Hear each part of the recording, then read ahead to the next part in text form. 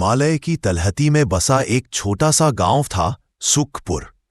चारों तरफ हरियाली, खेतों की मिट्टी की खुशबू, पगडंडियां और नदी का धीमा सा कलकल संगीत। गांव के लोग सुबह गायों की घंटियों के साथ जागते और शाम ढलते ही रसोई के चूल्हों से उठता धुआं पूरे माहौल को घर जैसी गर्माहट दे देता। इसी गांव के किनारे एक बूढ़ा आदमी रहता था जिसका नाम था दादू रामेश्वर। सफेद दाढ़ी, कांपते हाथ, लेकिन दिल इतना बड़ा कि जैसे पूरा जंगल उसमें समा जाए।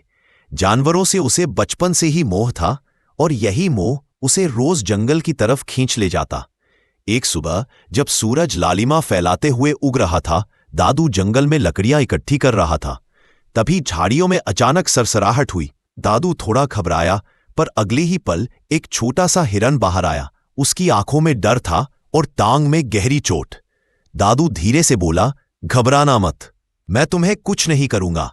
हिरण कांपते हुए उसके पास आया और दादू ने अपना गमछा फाड़कर उसकी टांग पर पट्टी बांधी, कुछ पानी पिलाया। उस दिन से दोनों के बीच एक अजीब सी खूबसूरत दोस्ती शुरू हो गई।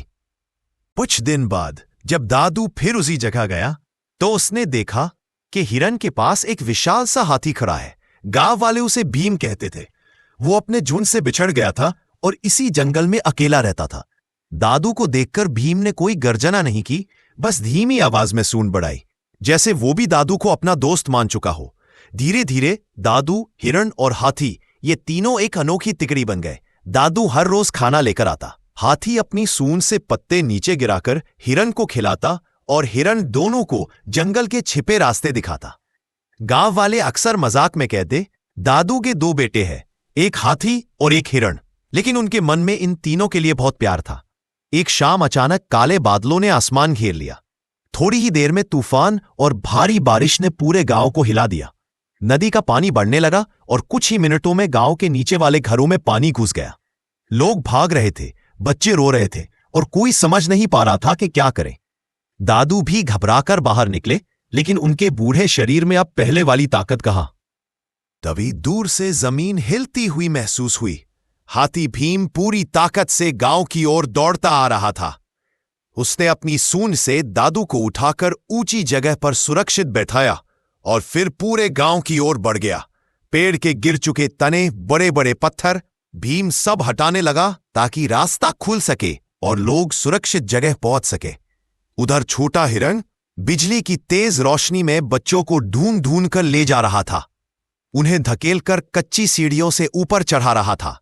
पूरी रात तूफान चलता रहा, लेकिन भीम और हिरण ने एक पल के लिए भी हिम्मत नहीं हारी।